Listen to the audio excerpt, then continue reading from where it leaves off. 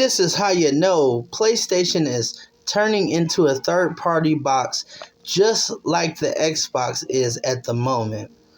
You have more Xbox pre-order games on the platform than you have actual PlayStation games, or just other third-party games as well, like Indiana Jones Deluxe Edition, a Premium Edition. And then you have the Indiana Jones, the regular edition at $69.99 for the PS5. Then you have Forza 5. You got that on there as well. But you got Death Stranding. Okay, that's the only exclusive so far. So we have one. Then you have that's on Elden Ring is also on Xbox as well, so it's not a exclusive. Days Gone, a remaster that we didn't need. We could have had a remaster of Bloodborne instead. And tell me if I'm wrong. And of Death Stranding, regular edition. Then you have Doom: The Dark Ages, which I am hyped for this game, but it's also another Xbox game that probably has more pre-orders on the PlayStation than it does on Xbox because it's going to be on Game Pass, which Game Pass hurts sales. That's why it is on the PlayStation Store for pre-order.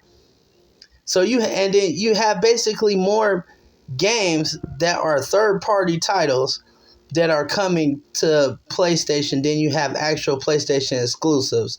So I want to know, what are we doing, Sony?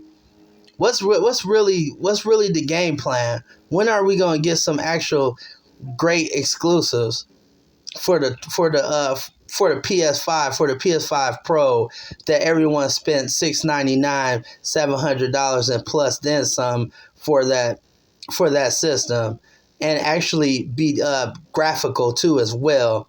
Only one I'm basically looking forward to is Lost Soul Aside, and I will be getting this day one.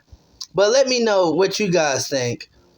What do you guys think about my theory on here? About it really isn't a theory.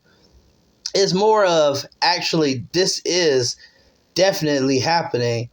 And do you guys think that PlayStation is going back into its old ways of when they began in the generation of the PlayStation 3?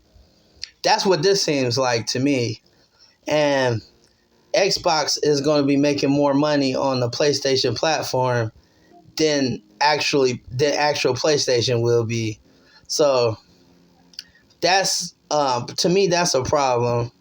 We need to see more exclusives coming to the PlayStation platform, and actually breathtaking ones, and not remasters like Days Gone or The Last of Us that's been remastered already 2 to 3 times. So if you guys like this video, you know what to do. But we had to say this, and we just wanted to tell you our thoughts on this situation when it comes to the PlayStation platform.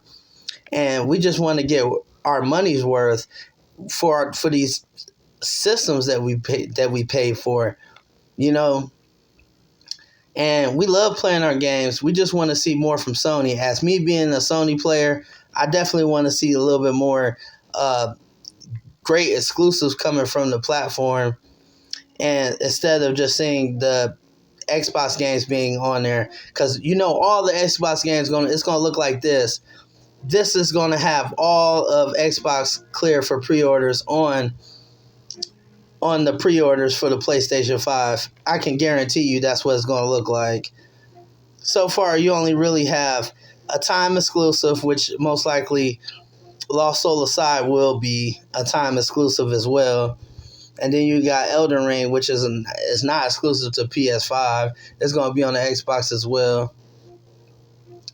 But I want to see what Sony's going to be doing in this generation before, and they already talking about working on a PlayStation 6, and they ain't even finished this generation out with no bangers for us PS5 players. And PlayStation Plus, they need to do a little bit better too, you know. And also, I own an Xbox. I could play Doom: The Dark Ages on the Xbox, but we will be doing a review on Doom: The Dark Ages on the 99 premium edition version so we could play it early. But I don't know. This is just my theory. Is PlayStation going back to its early PS3 era when they didn't have any games and they were actually just relying on just third party titles. And as for Xbox, they're doing. It seems like they're just making their money off of PlayStation's back. So let us know what you guys think.